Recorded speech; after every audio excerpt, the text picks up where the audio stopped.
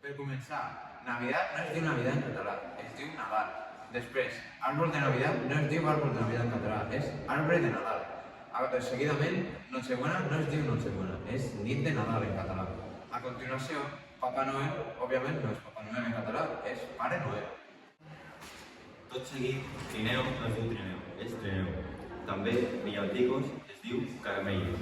I per acabar, dulces navideños és dolços de Nadal. Així doncs, arribem al final d'aquest fascinant viatge lingüístic de màgia nadalenca.